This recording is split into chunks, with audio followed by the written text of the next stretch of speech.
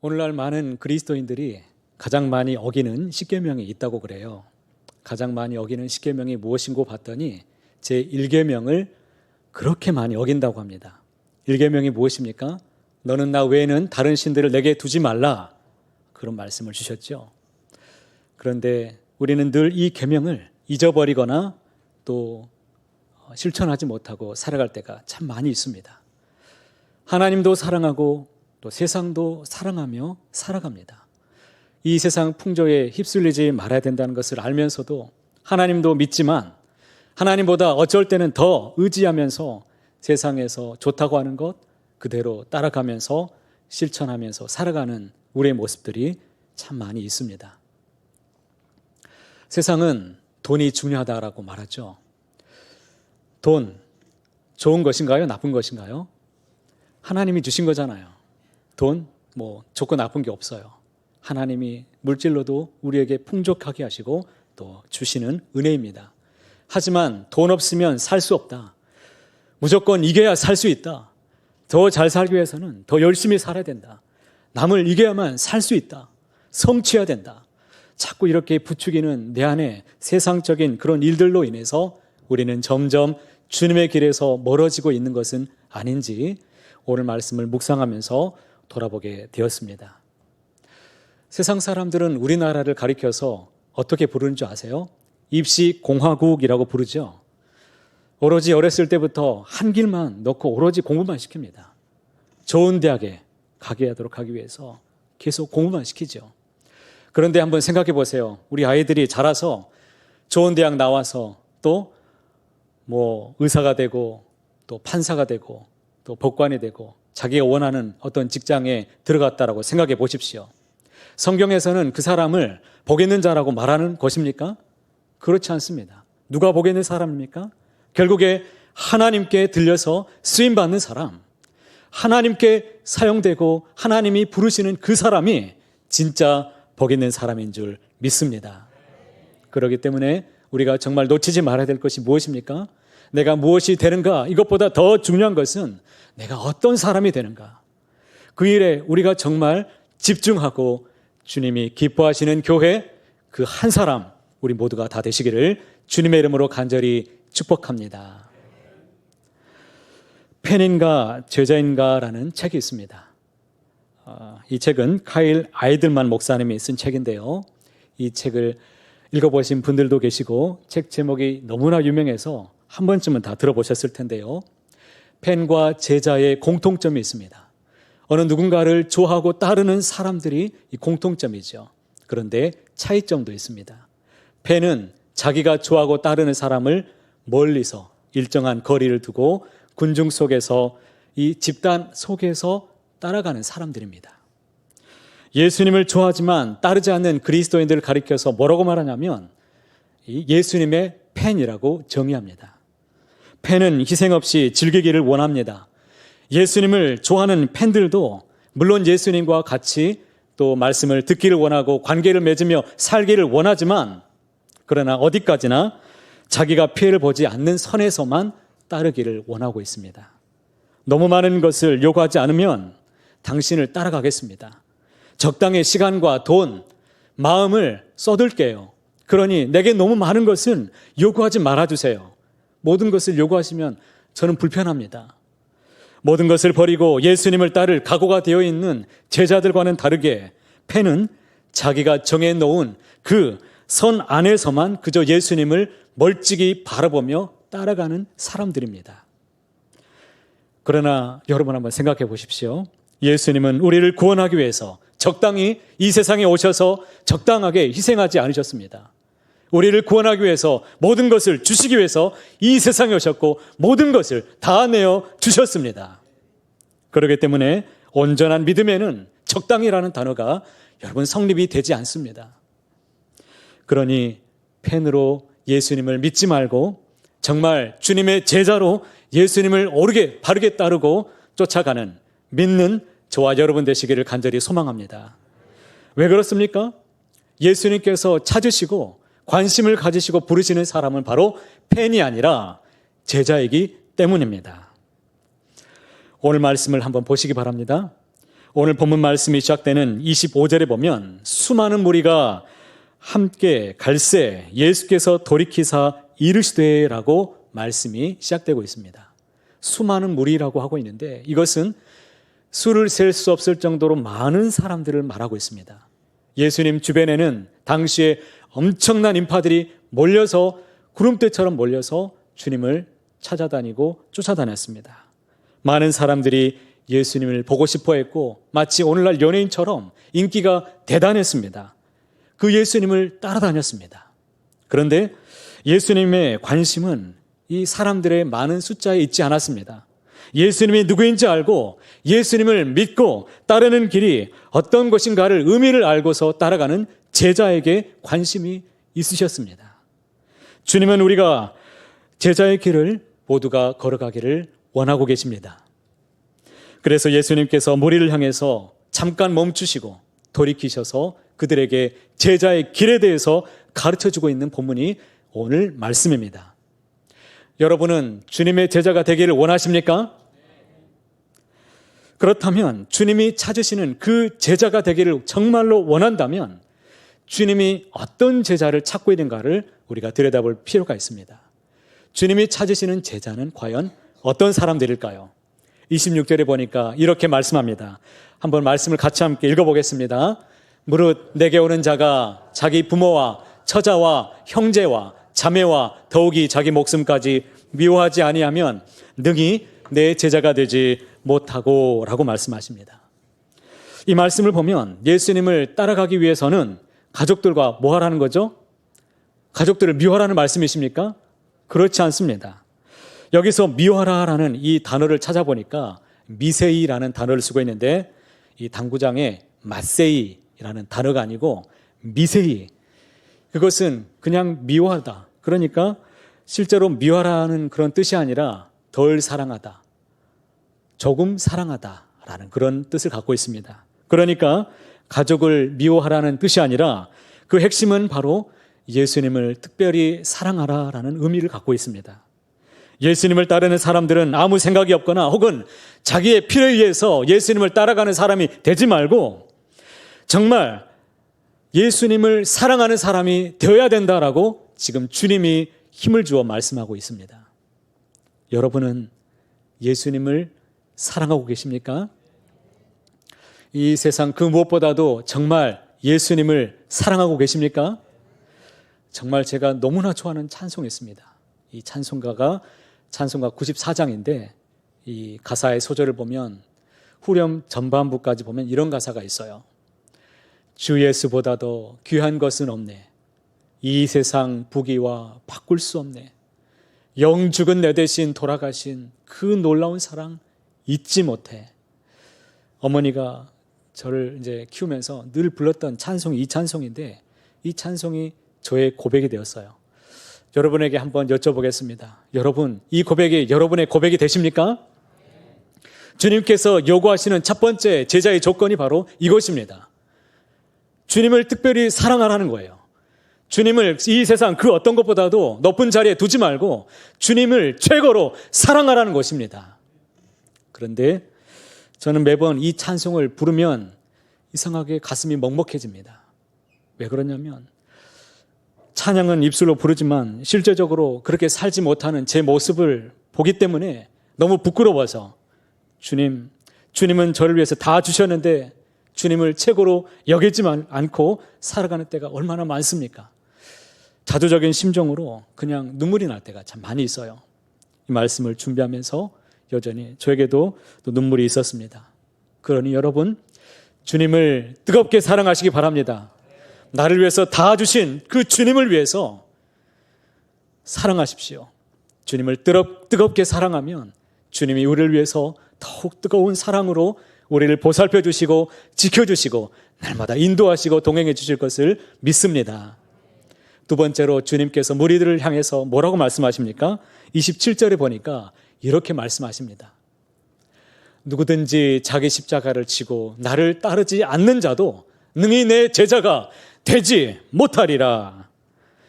예수님께서 제자가 되려면 믿음으로만 따라가야 된다라고 지금 말씀하고 있습니다. 십자가는 힘들고 어려운 것입니다. 그런데 힘들고 어려운 것이 다 십자가인가? 그렇지 않습니다. 자기가 잘못해서 자처해서 어려움을 당하는 일이 있어요. 그것은 우리의 십자가가 아니에요. 또는 어려운 환경 자체를 우리가 십자가라고 말하지 않습니다. 자기 십자가라고 말하는 것은 이 바스타조라는 이 헬라어 단어를 쓰고 있는데 이것은 믿음 때문에 감당해야 되는 어려움을 뜻하고 있습니다.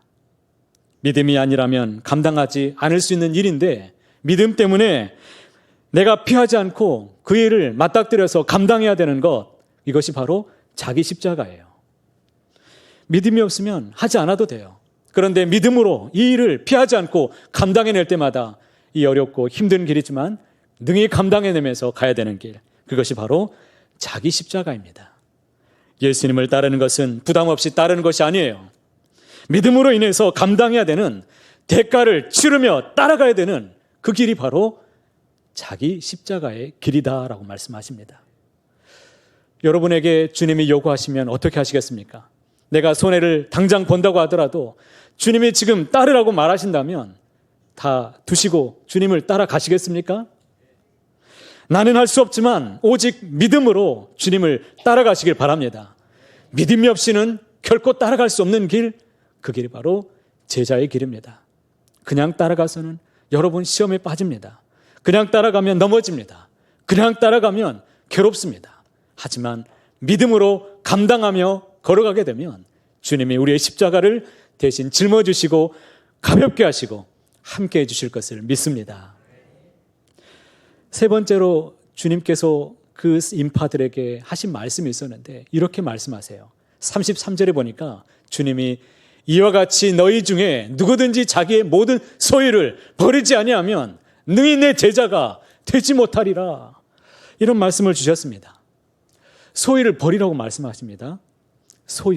소유라는 단어를 찾아보니까 이 소유라는 것이 세상을 향한 가지고 있는 애착심을 뜻하고 있습니다.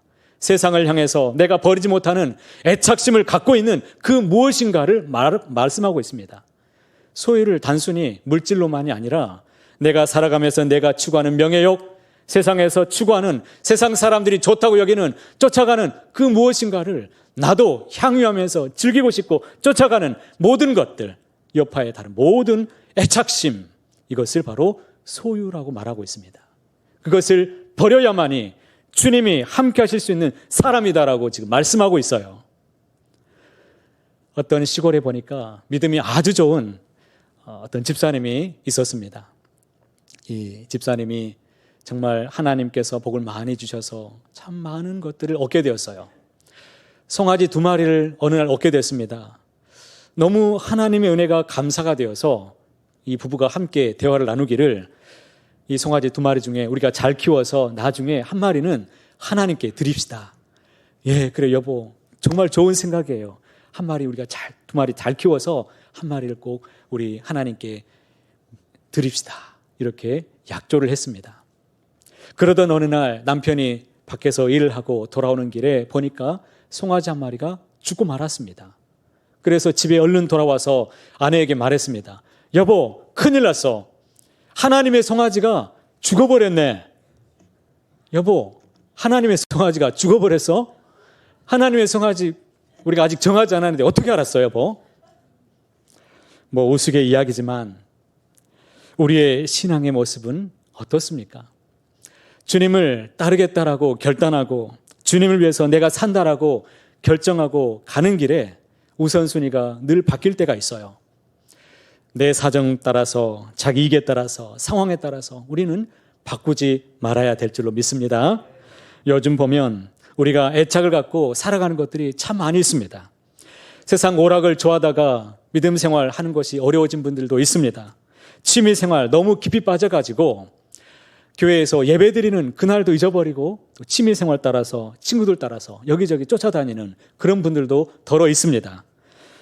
주일에 어떤 분은 골프 치러 가야 되니까 오늘 예배 못 나온다고 얘기합니다. 또 어떤 분은 등산에 가야 되니까 정기적으로 모임 때문에 못 나가요. 이런 분들이 있어요.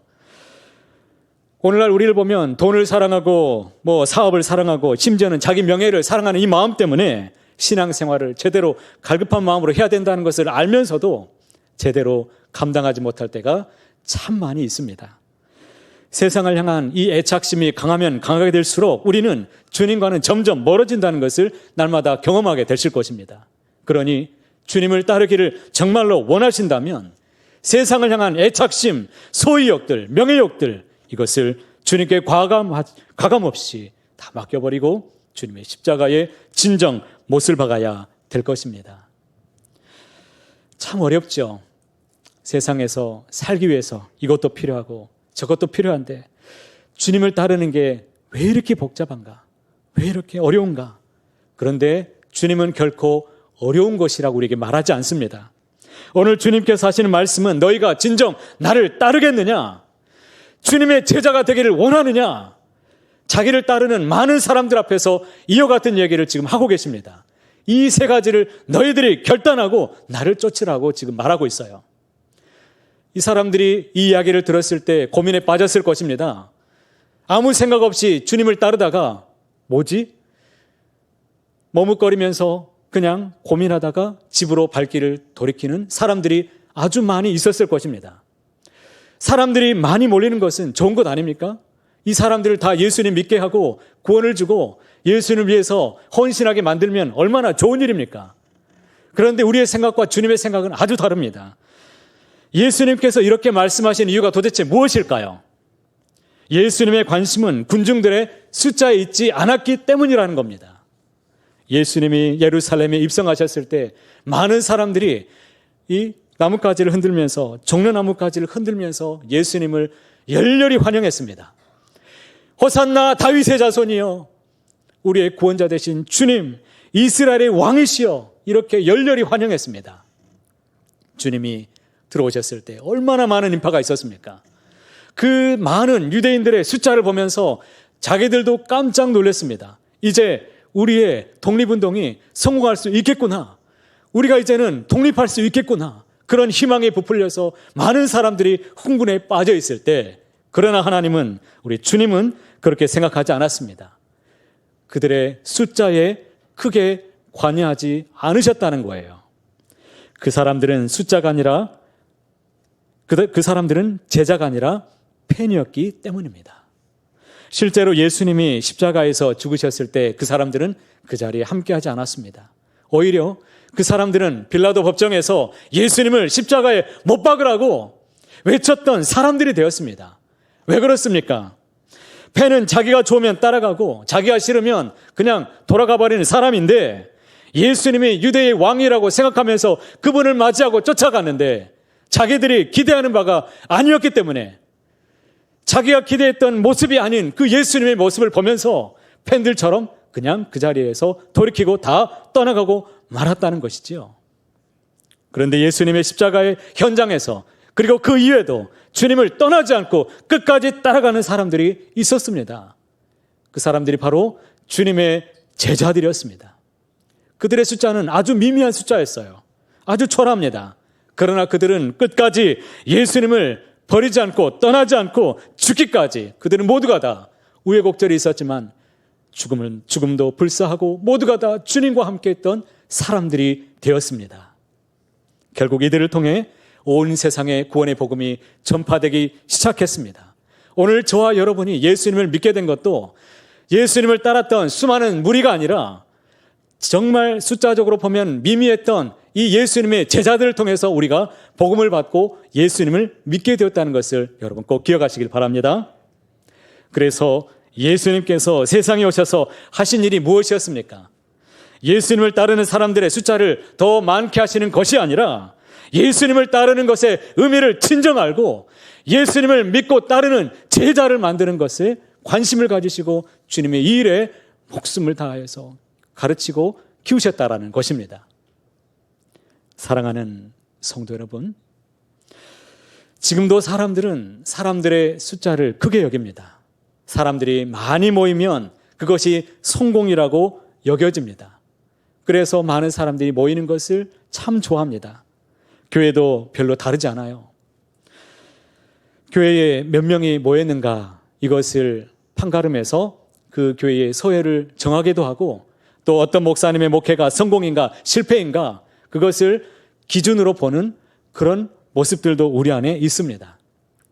물론 교인들의 숫자가 늘어나고 또 이를 위해서 힘쓰는 것, 이 자체가 문제가 된다는 게 아닙니다. 문제가 무엇입니까? 하나님의 관심, 우리 하나님께서 원하시는 그 뜻, 그 계획과 멀어지는 모습이 이것이 정말 우리에게는 가슴 아픈 일이 되어야 된다라는 것이지요. 이번에 우리 교회에서 실시하는 전도 제자 훈련이 있습니다. 전도 제자 훈련에 대해서 어쩌면 여러분들이 오해하실 수도 있어요. 교회에서 선교하자, 전도하자라고 말하면 사람들은 교회 성장 프로그램 정도로만 이해하려고 합니다. 저는 교인 수를 더 늘리기 위해서 이 프로그램을 진행하려고 하는 게 아니에요. 프로그램도 아니에요. 한 사람의 주님의 제자를 만드는 것, 이것이 우리의 사명이기 때문에 그 길을 가야 되기 때문에 주님께서 우리 교회를 세워주신 목적이기 때문에 복 있는 교회가 되기 위해서 그 길을 가려는 것, 그것을 여러분들이 꼭 기억하시고 위에서 기도해 주시기를 바랍니다. 그래서 우리 교회가 정말 살아있는 교회가 되고 생명을 구원하고 살리고 사람들을 세우는 교회, 그 귀한 주님의 뜻을 이루는 교회가 될 수 있도록 기도하시고 나 또한 그 일에 동참할 수 있는 귀한 믿음의 주님의 제자들이 다 되시기를 주님의 이름으로 간절히 축복합니다. 라틴 아메리카에서 사역하는 목사님 가운데 후안 카를로스 오르티즈라고 하는 긴 이름의 목사님이 있습니다. 이분이 제자입니까? 라는 책을 썼는데 그 책이 베스트셀러가 됐습니다. 이 책을 읽어보면 이 후안 카를로스 이 목사님이 이 아르헨티나에서 목회할 때의 일이었습니다. 이분이 성도가 100명이 모여있는 교회에서 사역을 처음 시작하게 됐어요. 열심히 감당했습니다. 그랬더니 2년 뒤에 100명이 600명으로 늘어나게 됐어요. 좋은 일이죠. 이분도 이렇게 많이 늘어난 것에 대해서 고무적이었고 정말 이 사람들을 통해서 이제는 안정적으로 무엇인가 일을 해볼 수 있겠다라고 생각을 했는데 오히려 목회는 더 힘들어졌다라고 고백했습니다. 조금 시간이 지나면서 그 이유를 알게 되었는데 교인의 숫자가 늘어난 것이 교회가 성장한 것이 아니라 어린아이 같은 교인 100명이 600명으로 늘어난 것뿐이라는 것을 알게 되었다는 것입니다. 그러니까 질적으로 성장한 것이 아니라 양적으로만 사람 숫자만 그냥 늘어난 것뿐이었다는 거예요. 어린아이들은 아무 일도 하지 못하기 때문에 100명이 600명이 된 것은 문제가 더 많아지고 더 소란스러워진 것뿐이었다라는 것이었습니다. 그래서 이후에 이 목사님은 양적으로만 성장하는 것이 아니라 정말 주님이 제자 되기를 원하시는 그 마음을 가지고 성도 한 사람 한 사람을 주님의 제자로 만드는 일에 힘을 쓰며 노력하며 살아왔다라고 고백했습니다. 사랑하는 주님의 성도 여러분, 이제 나를 한번 생각해 보시길 바랍니다. 나는 지금 어느 자리에 서 있으십니까? 제자의 자리에 서 있으십니까? 아니면 무리의 자리에 있으십니까? 오늘 말씀해 보시면 무리에 속해 있는 이 사람들을 향해서 주님이 걸음을 멈추시고 이 사람들에게 너희들 한번 생각해 보아라 그러면서 두 가지에 대해서 말씀해 주셨습니다. 그 말씀이 28절에서부터 32절까지의 두 가지의 비유를 통해서 말씀해 주셨는데 그 하나는 무엇이냐면 높은 망대를 건축하는 상황에 대해서 비유로 가르쳐 주시는 본문이 있습니다. 이 본문에 보면 오늘날로 말하면 높은 전망대를 세우는 공사가 있었는데 이 건축 사업을 위해서는 비용을 먼저 계산해야 될 것 아니겠습니까? 비용을 계산하지 않고 이것을 그냥 짓다 보면 막무가내로 시작하다 보면 돈이 없어서 공사를 중단하게 될 때가 있다. 만약 중단하게 되면 얼마나 어리석은 일인가라는 것을 먼저는 말씀해 주셨습니다. 이어서 주시는 말씀이 뭐냐면 어떤 나라에 임금이 있는데 전쟁을 하게 되었습니다. 이웃 나라에 이 적군과 전쟁을 하게 되었는데 자기는 10,000명의 병사가 있었습니다. 그런데 상대방은 20,000명의 병사가 있었어요. 10,000명으로 20,000명을 이길 수 있을 것인지를 살펴보고 만약에 실패할 것 같으면 먼저 가서 화친을 맺는 것이 이것이 마땅한 일이다라고 그렇게 가르쳐 주신 것이죠. 이것은 서로 다른 내용 같지만 아니에요. 같은 주제입니다. 막무가내로 시작하라는 것이 아니라 먼저 생각해보고 시작하라는 거예요. 예수님을 믿는 것도, 정말 주님을 따라가는 것도 정말 깊이 생각해 보아야 된다는 것입니다. 생각해보고 주님을 따를 것인지 그냥 멈출 것인지 너희들이 판단하라는 것입니다. 여호수아 24장 15절 말씀해 보니까 이렇게 말씀하시죠. 같이 함께 읽어보실까요? 만일 여호와를 섬기는 것이 너희에게 좋지 않게 보이거든 너희 조상들이 강 저쪽에서 섬기던 신들이든지 또는 너희가 거주하는 땅에 있는 아모리 족속의 신들이든지 너희가 섬길 자를 오늘 택하라. 오직 나와 내 집은 여호와를 섬기겠노라. 아멘. 오늘 너희가 섬길 자를 택하라고 지금 말씀하고 있죠. 여호수아가 힘주어 말하는 게 무엇입니까? 멀찍이 따르지 말라는 거예요. 팬들처럼 일정한 거리를 두고 무리처럼 속해 있지 말고 집단 속에서 따르지 말고 정말 주님을 사랑한다면 자기 십자가를 지기를 원한다면 소유욕을 다 버리고 따라가야 된다. 그렇게 말씀하고 있습니다. 오직 나와 내 집은 여호와만을 따르겠노라. 그렇게 모든 무리 앞에서 결단하고 선포했습니다. 이 말씀을 우리에게도 지금 똑같이 요구하고 있습니다. 여러분 생각해 보아야 됩니다. 아무 생각 없이 무리의 자리에 있지 말고 생각해보고 주님을 따르라는 것입니다. 어떻게 따라야 됩니까? 잘 생각해 보시길 바랍니다. 예수님을 믿는 것은 나에게 어떤 의미가 있습니까? 예수님을 믿고 따라가는 것이 내 인생에 있어서 어떤 의미가 있는지를 잘 생각해 보십시오. 예수님을 어떻게 섬길 것인가? 내가 신앙인이라고 하는데 세상 앞에서 내가 어떻게 살 것인가? 많은 사람들이 기독교를 향해서 손가락질 하는데 나는 어떤 믿음을 가지고 주님 앞에 영광이 될 것인가? 이것을 생각해 보라는 것입니다. 잘 생각해 봐야 됩니다. 그런 다음에 내가 정말 예수님을 믿는 것이 내 인생에서 최고의 일이고 정말 귀한 일이고 하나님 앞에 쓰임받는 존귀한 일이라고 믿어지신다면 주님을 따라가라는 것입니다. 무리의 자리에 머물지 말고 주님의 제자의 자리에 옮겨가시기를 바랍니다. 실제로 주님의 제자의 길에 들어선 사람들은 모두가 다 주님께 칭찬을 받고 주님께 쓰임받는 귀한 사람들이 다 되었습니다. 하나님께서 기억하시는 사람들이 다 되었습니다. 세상에 감당할 수 없는 그 한 사람 한 사람이 다 되었습니다. 보네퍼 목사님이 나를 따르라 라는 책을 썼는데 그 책에 보면 아주 제 마음을 울리는 그 고백이 있었어요. 값싼 은혜란 무엇인가에 대해서 가르쳐 주었는데 제가 이 문구를 잊지 않고 있습니다. 값싼 은혜란 무엇인가? 회개를 요구하지 않고 용서에 대해서 설교하는 것, 교회에 훈련 없이 세례를 주는 것, 신앙의 고백이 없이 성찬을 베푸는 것, 제자도가 없이 은혜만 있는 것, 십자가 없는 은혜, 살아계시고 성육신하신 예수 그리스도가 없는 은혜다. 이렇게 선포했습니다. 제자의 길은 힘들고 어려운 고난의 길이 아닙니다. 여러분 어렵다라고 생각하시면 안 돼요. 주님이 무리 앞에 서셔서 그들에게 나를 따르라라고 말씀하신 것은 그들을 어렵게 하고 괴롭히기 위해서 하신 말씀이 아니십니다. 주님의 제자의 길은 복된 길입니다. 예수님이 함께 걷는 그 길입니다. 생명이 있습니다. 복음이 있습니다. 함께 걷는 그 길입니다. 주님이 우리와 함께 동행하시고 우리에게 놀라우신 은총에 정말 감격스러운 예배가 있는 길입니다. 은혜가 있는 길이요, 신앙의 고백에 있는, 훈련에 있는 그런 아름다운 길입니다. 그 길에 늘 찬송이 있고 마르지 않는 샘이 흘러넘치게 될 것입니다.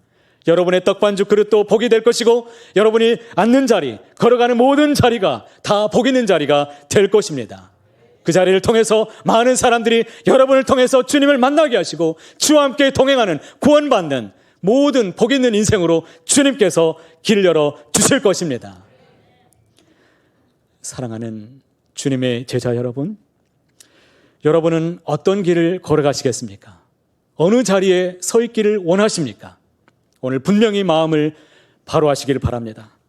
예수님을 믿는다고 하면서도 일정한 거리를 두면서 멀찍이 주님을 바라보면서 따라가는 사람이 되지 말고 무리에 있지 말고 정말 예수님을 믿는다고 한다면 그 믿는 것의 의미를 제대로 알고 제대로 예수님을 믿고 정말 주님의 제자로 살아가시는 다 같이 믿음의 여정을 걸어가는 저와 여러분 모두의 아름다운 삶이 다 되시기를 높으신 주님의 이름으로 간절히 소원합니다.